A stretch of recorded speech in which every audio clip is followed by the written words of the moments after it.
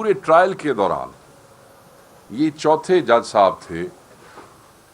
एक जज तब्दील हुआ, दूसरा, फिर तीसरा और फिर ये चौथे जज थे। बार बार फैसलों का मुअख्खर होना हमें समझ नहीं आया कि ये क्यों हो रहा है। ऑब्वियसली किसी न किसी किस्म की मुदाखलत तो थी, कोई ना कोई एजेंडा तो पीछे था जिस वजह से इसको लेट किया जा रहा है। जजेस जो बार बार चेंज किए जा रहे थे, ऑब्वियसली उसके पीछे भी कुछ ना कुछ होगा, क्योंकि 4 जजों का एक ही फैसले में ऐसे हटाया जाना ये भी लोगों की समझ में नहीं आया। अलकादिर ट्रस्ट केस जिसमें आज इमरान खान साहब को सज़ा सुनाई गई है, वो भी दीगर मुकदमात की तरह कतई बेबुनियाद, मन घड़त और झूठा केस है।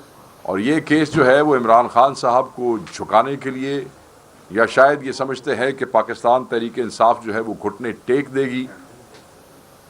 ऐसा नहीं होगा। न पहले केसेस में ऐसा हुआ है, न अब ऐसा होगा। दीगर केसेस की तरह ये केस भी एक सियासी इंतकाम और इंसाफ का कत्ल है। हम कहते हैं कि जिस गैर मुनसिफाना तरीके से इस ट्रायल को चलाया गया है, जिस तरीके से चीज़ें हमारे सामने आई हैं, इसको इंसाफ के अदालती कत्ल के अलावा और कुछ भी नहीं कहा जा सकता। हम इस सज़ा को रिजेक्ट करते हैं। ये बरियत का केस था, बरियत के अलावा कुछ भी नहीं था। अगर इस केस को इंसाफ और कानून के कायदों के मुताबिक, उसूलों के मुताबिक सुना जाता, ट्रायल किया जाता, तो कोई कानून ऐसा नहीं था जिसके तहत इमरान खान साहब को सज़ा दी जा सकती थी या उनकी अहलिया को सज़ा दी जा सकती थी। उनकी अहलिया तो कोई जो है वो ओहदा नहीं रखती थी सरकार में, सिर्फ एक ट्रस्टी थी, और ट्रस्टी होने का इतना बड़ा जो है वो सज़ा दी गई। और उसकी वजह क्या है? फिर मैं कहूँगा पॉलिटिकल विक्टिमाइजेशन। वो सज़ा सिर्फ और सिर्फ इमरान खान साहब की ज़ात को तकलीफ़ देने के लिए की गई, जिसका जिक्र आज उन्होंने खुद भी किया वहाँ पे। और आप उनका हौसला देखें कि लास्ट टाइम भी बुशरा बीबी जब पेशावर से अडयाला के लिए पहुंची, जब इन्होंने कहा कि ये पहुंच नहीं सके और वो पूरे पौने 11 बजे वहाँ पहुंच गई थी, वो पूरी तैयारी के साथ यहाँ से गई, अपना सामान, अपनी हर चीज़ लेके गई कि ये फैसला अगर ख़िलाफ़ होता है तो मैं गिरफ़्तार होने के लिए तैयार हूँ। कोई डर नहीं था, हक़ के साथ खड़ी थी। और उनके मियाँ जो हैं वो ऑलरेडी हक़ के साथ खड़े होने की सज़ा पा रहे हैं पिछले कई सैकड़ों दिनों से। सो आज भी उन्हें वहाँ पे उन्होंने जिस वक़्त सज़ा सुनाई गई, उनको कस्टडी में लिया गया, वो सिर्फ़ और सिर्फ खान साहब को तकलीफ़ देने के लिए। इस केस में ना इमरान खान साहब का कोई ज़ाती फ़ायदा, ना उनकी बेगम साहिबा का, ना उनके अकाउंट्स में कोई पैसे आए, ना उनके बेगम के अकाउंट में कोई पैसे आए। बाहर से पैसा आता है, नवाज शरीफ साहब के बेटे जो हैं वो एक ट्रांजैक्शन करते हैं, 15 मिलियन पाउंड का घर जो है वो जब 30 मिलियन पाउंड में बेचा जाता है तो NCA उसके ऊपर एक एरेटिक किस्म की या एक आउट ऑफ द ब्लू किस्म की जो एक ट्रांजैक्शन है उस पर एक्शन लेती है, उस पर वहाँ पे कार्रवाई होती है। मलिक रियाज साहब का आपने सुना नाम आया, फिर वो आउट ऑफ कोर्ट वायदा हो जाता है। उस मुआहदे के तहत वो सारे के सारे पैसे जो हैं वो आ जाते हैं पाकिस्तान सुप्रीम कोर्ट में।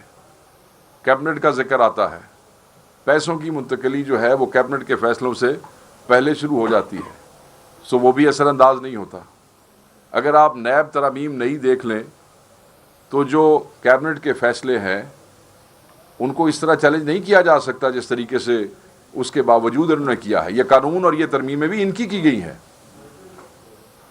हम ये नहीं कहते कि हमें किसी किस्म की इम्यूनिटी, इमरान खान ने कोई क्राइम नहीं किया है, इमरान खान ने कोई करप्शन नहीं की है।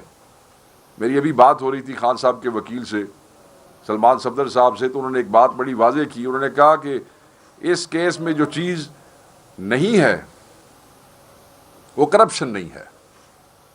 भाई करप्शन क्या है? ज़ाती गेन, फाइनेंशियल गेन्स, क्रिमिनल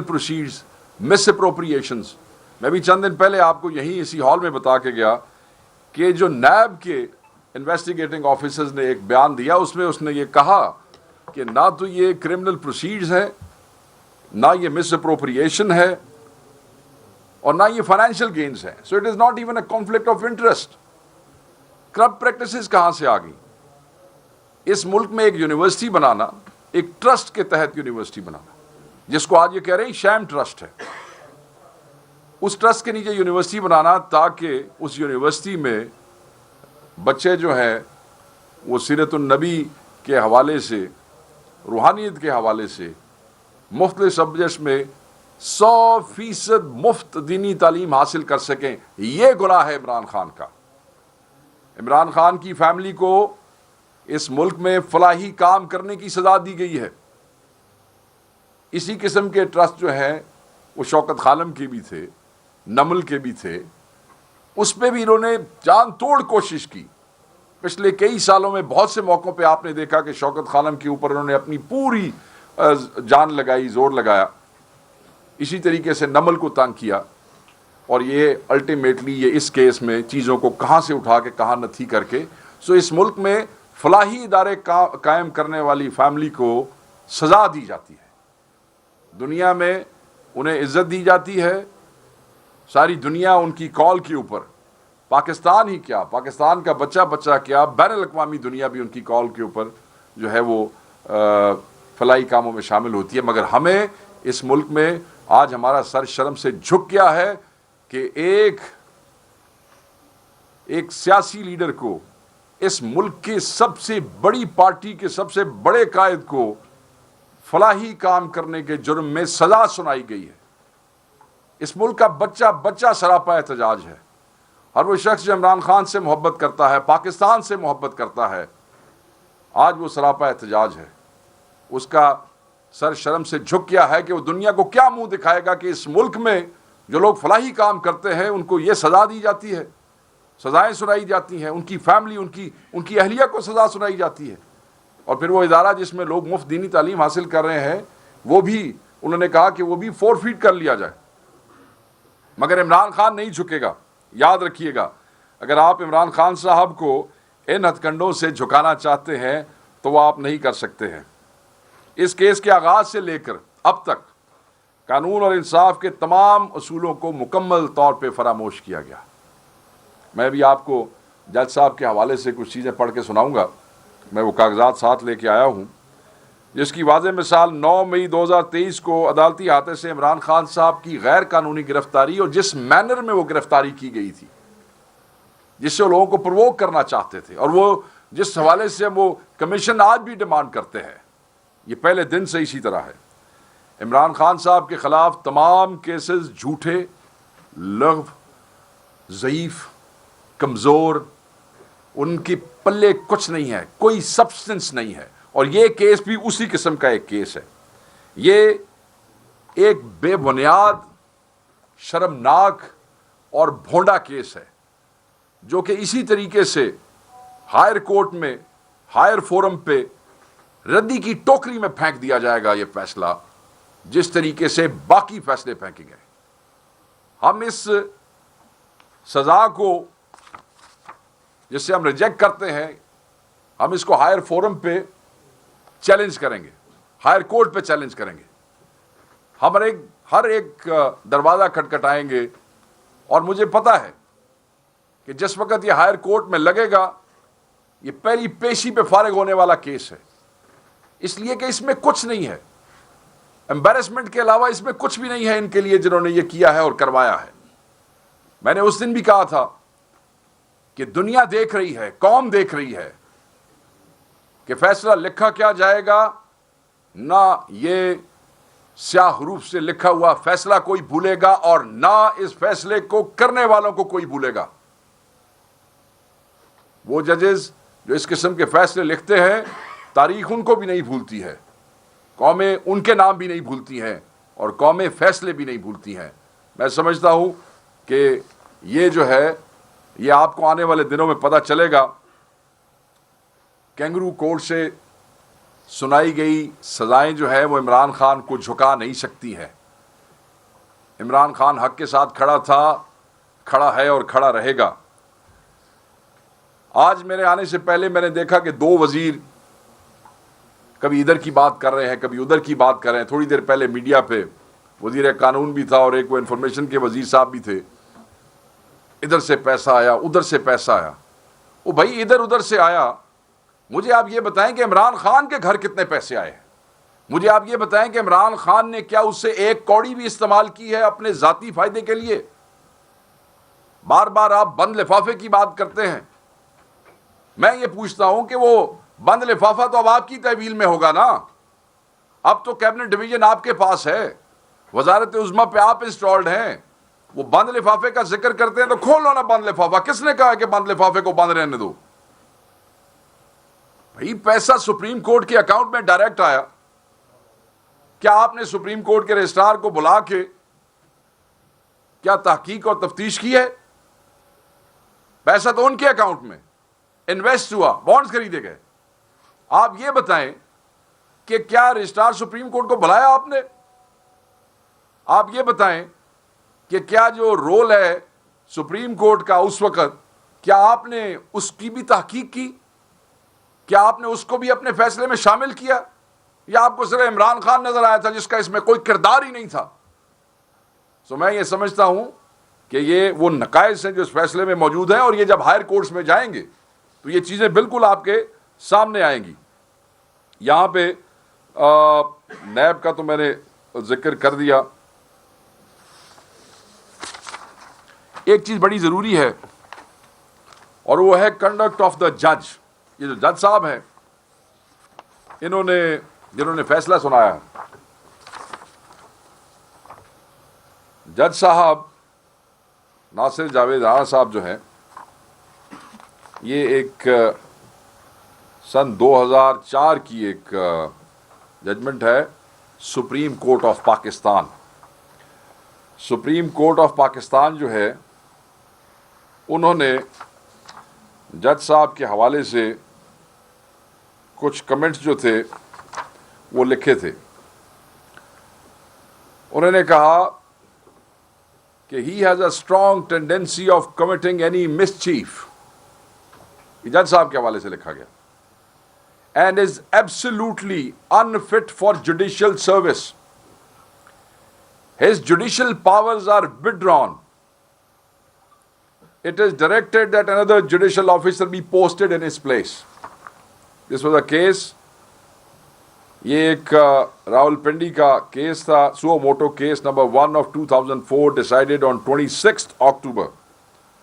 उसमें वो ये लिखते हैं कि magistrate in circumstances had deliberately misconducted himself and passed illegal orders handing over a senior lawyer in police custody in an atmosphere and in a manner which had seriously jeopardized the sanctity attached to the court of law and had not observed the legal formalities before passing the remand order. एक जज तब्दील, दूसरा जज तब्दील, तीसरा और चौथा जज ये आता है जिससे 2004 में सुप्रीम कोर्ट ऑफ पाकिस्तान जो है वो डिक्लेयर कर देती है कि he is unfit for judicial services, और फिर कहा जाता है कि वो उनको वहाँ से हटाया जाए। उसके बाद ये हाई कोर्ट के हवाले किया जाता है। हाई कोर्ट ने क्या किया, क्या नहीं किया, नीचे इनके साथ क्या हुआ, बट पाकिस्तान में सुप्रीम कोर्ट से बड़ी अदालत कोई नहीं है। और जब उसका चीफ जस्टिस, ये याद रखिएगा, ये फैसला था Nazim Hussain Siddiqui, chief justice of supreme court of Pakistan, वो ये कह रहे हैं कि he is unfit for judicial services. तो इमरान खान साहब को एक ऐसे जज साहब को ला के सजा दिलवाई जाती है जिन जज साहब को सन 2004 में सुप्रीम कोर्ट ऑफ पाकिस्तान ये कहती है कि ये जुडिशियल सर्विसेज के लिए अनफिट हैं। मेरे ख्याल में क्योंकि जितने बाकी फिट जजेस थे इस वक्त मौजूद, या तो वो ये जो फैसले करवाना चाहते थे उनके कहने पे फैसले लिखना नहीं चाहते थे, और या वो ये समझते थे कि इस केस में इमरान खान साहब को सज़ा नहीं हो सकती है, इसलिए इंसाफ को लाया गया। बहरहाल ये सब चीज़ें जो है हायर कोर्ट में चैलेंज होंगी। हम तो सिर्फ ये कहेंगे ये फैसला जो है ये कलैप्स है, मैं बार बार कहूँगा कलैप्स है हमारे जुडिशल सिस्टम का। वो लोग जिन्होंने सरे महल बनाया, वो लोग जिसने एवनफील्ड बनाया, वो लोग हुकूमतों में बिठा दिए गए, और वो शख्स जिसने दीनी और रूहानी तालीम के हवाले से अलकादिर यूनिवर्सिटी बनाई, उसको तुम सजा सुना देते हो। यानी कि करप्शन करना, करप्शन करके बड़े बड़े महल बनाना, ये सिस्टम को एक्सेप्ट है, मगर एक ट्रस्ट बना के मुफ्त दीनी तालीम देने के लिए एक इदारा बनाना यह कबूल नहीं है। आप क्या समझते हैं कि दुनिया पागल है, लोग अंधे हैं, लोग देख नहीं रहे हैं, लोग महसूस नहीं करते हैं, लोग रिएक्ट नहीं करेंगे? इस मुल्क का बच्चा बच्चा रिएक्ट करेगा, एक एक शख्स जो है इस पे बात करेगा, और इसको बिल्कुल हम जो है वो डाइल्यूट नहीं होने देंगे, इस चीज़ को ख़त्म नहीं होने देंगे। यहाँ पे एक और बात भी बड़ी इंपॉर्टेंट है कि ये करप्ट लोग जो कि खुद, जैसे मैंने आपको बताया कि वहाँ पे एक घर ख़रीदा गया और ये स्टोरी चली तो वहाँ से चली, ये अपनी करप्शन जो है वो उसको इसमें दबाना चाहते हैं कि ये चीज़ें सामने ना आ जाए। ऐसे नहीं होगा, ये कौम इसको एक्सेप्ट नहीं करेगी। ऐसे ही एक्सेप्ट नहीं करेगी कि जैसे इस कौम ने तुम लोगों को 8 फरवरी को एक्सेप्ट नहीं किया था। फस्ताइयत और जबर के बावजूद भी, बदमाशी के बावजूद भी, जिस पाकिस्तानी में जितनी हिम्मत थी, जितना हौसला था, किसी ने छुप के, किसी ने बाहर निकल के, किसी ने घरों में चीज़ें अरेंज की हैं, कोई प्रोसेशन निकाल सका तो निकाला, किसी ने हमारे पोलिंग्स पे हमारे लोगों के पास मैं पंजाब की बात भी कर लेता हूँ, जा सके तो गए, ना जा सके तो दूसरों से पर्चियां, मगर अपनी राय का इजहार नहीं रोक सके तुम लोग, और तुम लोगों को फिर इलेक्शन चलाना पड़ा। सो लोगों ने उस वक्त भी एक्सेप्ट नहीं किया था, लोग आज भी एक्सेप्ट नहीं करेंगे, और हम बिल्कुल इसको जो है वो डिक्लेयर करते हैं, इसको रिजेक्ट करते हैं। दोबारा कहता हूँ, इसको स्याह समझते हैं, और हम अपनी तमाम कानूनी कार्रवाइयाँ भी करेंगे, और जो लाए अमल है एहतजाज के हवाले से, उसका भी जनरल सेक्रेटरी जो है वो आज एक प्रेस कॉन्फ्रेंस करेंगे इस्लामाबाद में, उसके भी लाए अमल पे वो बात करेंगे।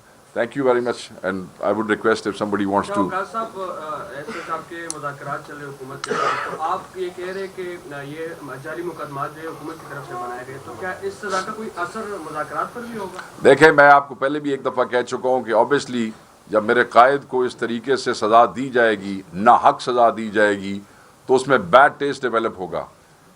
हम ऐसे लोगों की तो मैं शक्ल भी नहीं देखना चाहूँगा ज़ाती हैसियत में, जिन लोगों ने मेरे कायद को इस तरीके से नाहक सज़ा दिलवाई है। ये इंश्योर किया है कि इस मुल्क में अगर कोई सियासी तौर पे उनको रुकावट दे के खड़ा है, या उनको चैलेंज कर रहा है, या स्टेटस को की कुव्वतों को चैलेंज कर रहा है, तो जिसको ख़त्म करना चाहते हैं, मैं ज़ाती हैसियत में उनके साथ बैठना भी पसंद नहीं करता। येस, बैड टेस्ट डेवलप हुआ है, मगर इस सज़ा से चंद दिन पहले इमरान खान साहब ने कहा था कि ये इसको इफ़ेक्ट ज़रूर करेगा, मगर डिसरप्ट वाली बात तो अब करने की ज़रूरत है नहीं। इसलिए नहीं कि आपने राना सनाउल्लाह की प्रेस कॉन्फ्रेंस सुन ली है, उसके बाद जितनी को उम्मीद को लोगों को मुज़ाकरात की रह गई है, मुझे तो उसमें कोई ऐसी चीज़ नज़र नहीं आती है। बात फिर कमीशन पे खड़ी है। खान साहब ने कहा था अगर वो चीज़ें बन जाती हैं तो बैड टेस्ट डेवलप होने के बावजूद उन चीज़ों को आप जारी रखिएगा। जिस तरह सजाए नवाज शरीफ को भी हुई, नवाज को नवाज शरीफ के सामने अदालत के अंदर गिरफ्तार कर लिया है, जिस तरह आज उसके साथ हुआ, अदालत इंडिया के साथ हुआ है, क्या ये जो निज़ाम चल रहा है ख़त्म नहीं होना चाहिए? क्या नवाज शरीफ के जो फैसले के खिलाफ वो ठीक थे या गलत हो रहा है? देखिए जी, वो तो करप्शन उन्होंने की है, उसमें तो कोई दो राय नहीं है, और एक दफ़ा नहीं की है, बार बार की है। अगर करप्शन में कोई पकड़ा जाता या पकड़ा गया है, मैं नहीं समझता कि वो चीज़ गलत थी। मगर अगर नाहक किसी को सज़ा हो, अगर उन्हें नाहक सज़ा हुई होती तो मैं उसको भी कंडेम करता। हमारे यहाँ नाहक सज़ा दी गई है, हमारे यहाँ एक तालीमी इदारा बनाने पे सज़ा दी गई है।